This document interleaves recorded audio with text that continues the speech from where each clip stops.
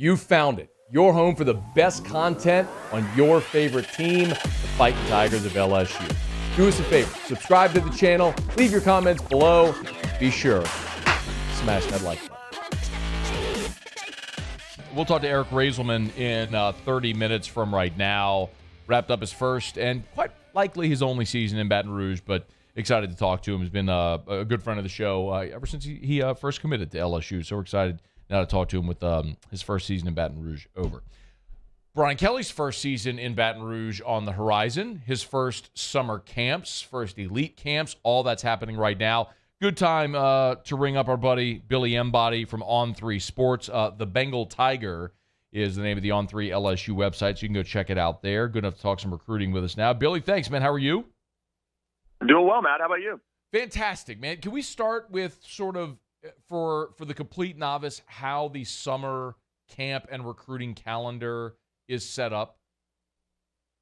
Yeah, absolutely. So the end of May marked the end of the spring eval period. So the coaches are no longer on the road recruiting and evaluating prospects and getting them to watch them in spring ball and things like that.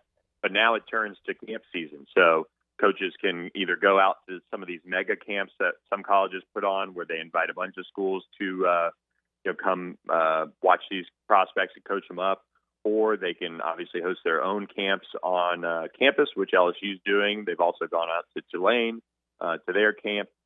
But then also it's unofficial visit and LSU official visit galore right now. I mean, it really is pretty crazy. Just every single day they have an unofficial visitor, at least one on campus, checking out the facilities, meeting with the coaches, doing the photo shoots.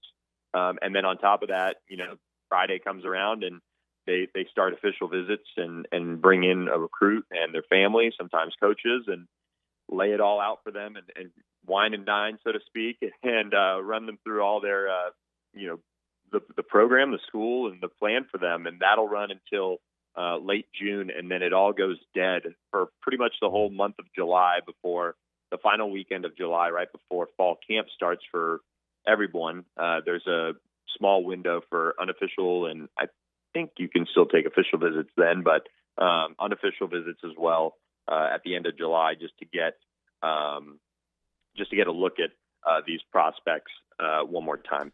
So June is massive for the camps and to get these guys on campus. So let's go back to last weekend. What or who was notable in Baton Rouge this last weekend?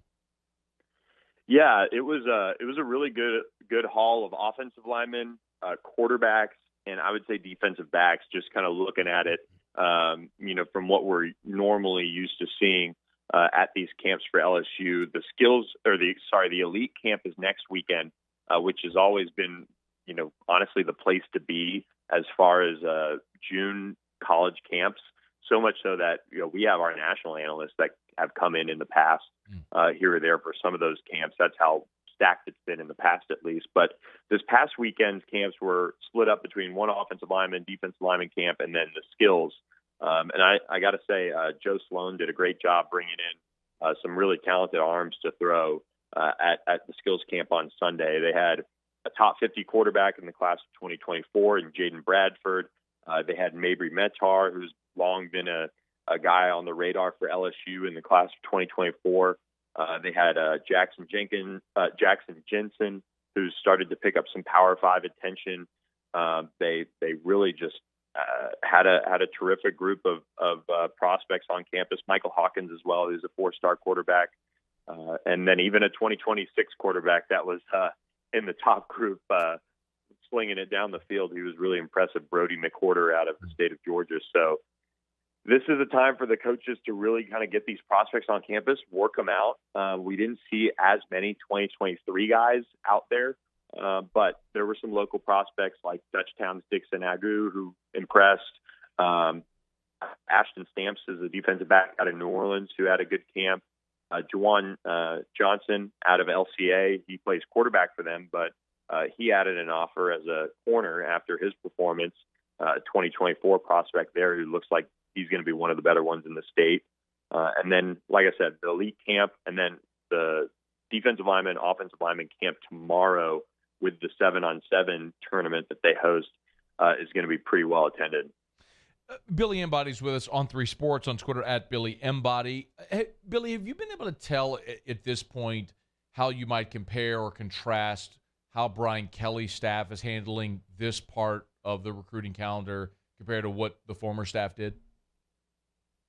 It's tough to see until we see how the elite camp goes, because that'll kind of tell us the story of whether the staff, honestly, in year one was successful in getting a lot of their top prospects to camp. I think whether it was Les Miles or Ed Ogeron and Nick Saban before that, LSU's gotten these guys to camp. I mean, when you see Jarvis Landry, Odell, Jamar, Stingley, most of these guys have camp video from LSU that pops back up when they're doing things in the NFL, and that's because they camped and were ready for that moment to show their stuff. And I still think that's important for colleges to get your top prospects on campus to camp and work out and be coached.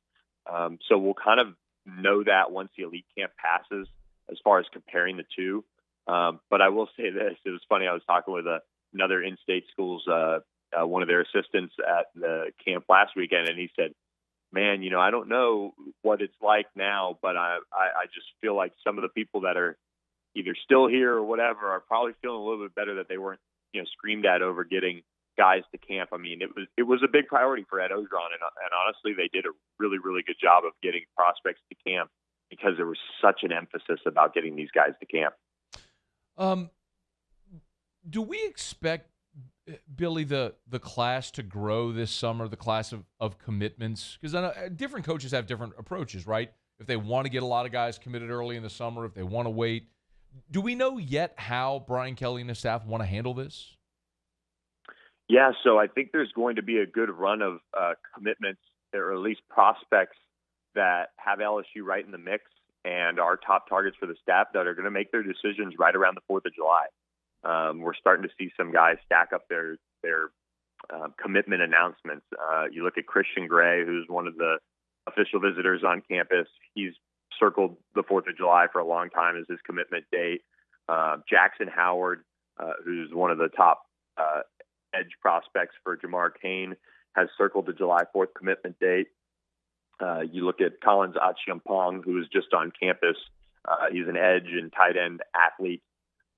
He is going to commit to a school on July 1st.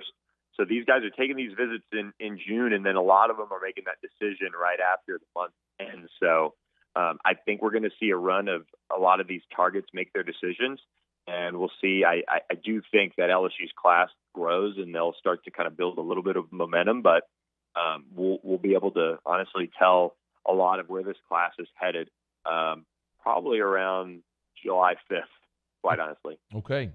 Billy, before you go, I feel like I'm probably not going to be able to do any type of recruiting segment without asking something about NIL. How or has that impacted this cycle, at least at this point, as best you can tell? Or is it with respect to camps and how the recruiting game is being played right now? Yeah, honestly, I think it's still tough to tell because we'll see some of these prospects that do take it all the way to December or February. Those could be guys that make or break the class. And so it's until those guys that are on LSU's board make those decisions, it's tough to say. But like you said, as of now, I'm seeing it impacted in various ways. Like right now, the guys that are committed to LSU, Ryan Yates, Michael Doherty, Mac Markaway, Dalen Austin, and Trey Holly, I wouldn't necessarily peg as, NIL lands, quite honestly, and that's not knocking them. It just is how their recruitment's played out, and they played out fairly early. I know Dalen and Ryan are still going to take visits, so maybe that changes things eventually. But right now, LSU has seen its target list stay pretty consistent, but we're also seeing some guys, and it's funny you asked this. I was talking about this on our message board with some subscribers today. We're seeing some prospects go ahead and make their cuts. And in the past, I think LSU might have stayed on that list and gotten a late official visit. And at times, people would have gotten jacked up and said, oh, man, LSU's right in the mix, for example, like Tristan Lee in the past, or some of these other prospects that have kind of had LSU buzz over the summer and things like that. But instead, they're kind of just cutting them. And Yonel Aguero was kind of the one that I brought up as an example on the board. He's a 4-star safety. He went to LSU, I believe, 2 or 3 times in like a month for unofficial visits. You kind of thought he would take an official visit, but I had heard that NIL is going to be a big part of his decision, and he ended up cutting LSU, and they don't even get an official visit, which I think kind of shared where LSU stood, at least with the programs they were battling for him with NIL. Now, I think LSU is getting organized, and I do think some of these elite guys that they need to keep home, if that's a priority for them in the state of Louisiana, that's going to be something to watch. Can they make up ground with Derek Williams, who was just on campus? Shelton Sampson has long been a top target. LSU sits in a good spot for him. Some of these in-state guys, that could be where they really can make a move with those guys and finish really strong. And then I think they do have a list of top-tier targets that they're going to need all the NIL support to get. You look at Nicholas Harbor, Chase Besantis.